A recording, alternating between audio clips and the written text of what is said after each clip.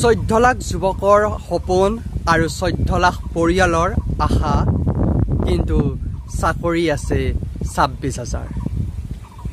অৰ্থাৎ 14 লাখ যুৱকে সপোন দেখিছে এইবাৰ চাকৰিটো হ'ব।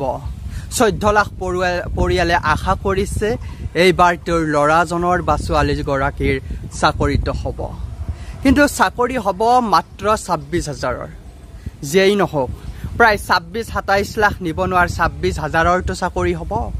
26,000 নিবনুৱাটো কমিব, সেয়া আমাৰ বাবে সুখবৰ। যিসকলে এই চাকৰিটো পাব তেওঁলোকক মোৰ ফালৰ পৰা শুভকামনা।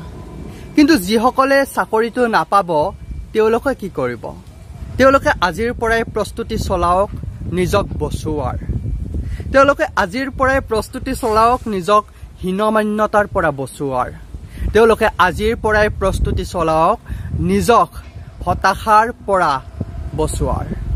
তেওঁলোকে আজিৰ পৰাই প্ৰস্তুতি চলাওক মামা মামী খুৰা খুৰী পেহা পেহীৰ পৰা পাবলগীয়া যি উপহাসমূলক সমবেদনা থাকিব, যি সমবেদনাই বুকুত বৰ বেয়াকৈ বিন্ধিব, যি সমবেদনাই বুকুত বৰ বেয়াকৈ শৰ মাৰিব, সেই শৰবোৰৰ পৰা নিজক প্ৰতিৰক্ষা কৰাৰ বাবে প্ৰস্তুতি চলাওক।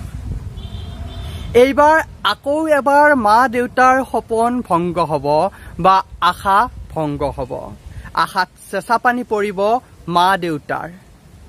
মা দেউতাই ভাবি আছিল এইবাৰ অন্তত ল'ৰাটোৰ চাকৰি হ'ব, কিন্তু এইবাৰো মা দেউতাৰ আশাত যেতিয়া চেঁচা পানী পৰিব, সেই আশা ভংগৰ যন্ত্ৰণাত হয়তো তেওঁলোকৰ হৃদয়ে উচুপিব আৰু সেই উচুপনিত হয়তো কিবা নকবলগীয়া শব্দ ওলাই যাব পাৰে, যাতে সেই শব্দবোৰে আপোনাক মক্ষম আঘাত হানিব নোৱাৰে বা সেই শব্দবোৰ যাতে আপুনি উৰুৱাই দিব পাৰে, তাৰ বাবে নিজক আজিৰ পৰাই প্ৰস্তুত কৰক।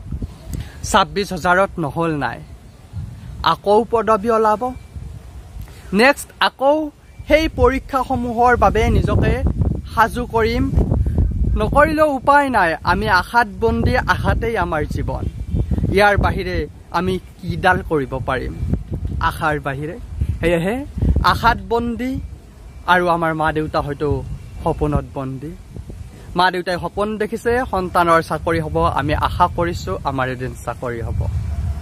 আৰু আশাতেই বন্দী এই জীৱন, আশা কৰি থাকিম, এটাৰ পিছত আনটো ইণ্টাৰভিউ দি থাকিম। প্ৰত্যেকটা বিফলতায়ো আমাৰ আশাক মাৰি পেলাব নোৱাৰে। আশাবোৰ সদায় জীয়াই ৰাখিম বুকুৰ মাজত। ধন্যবাদ।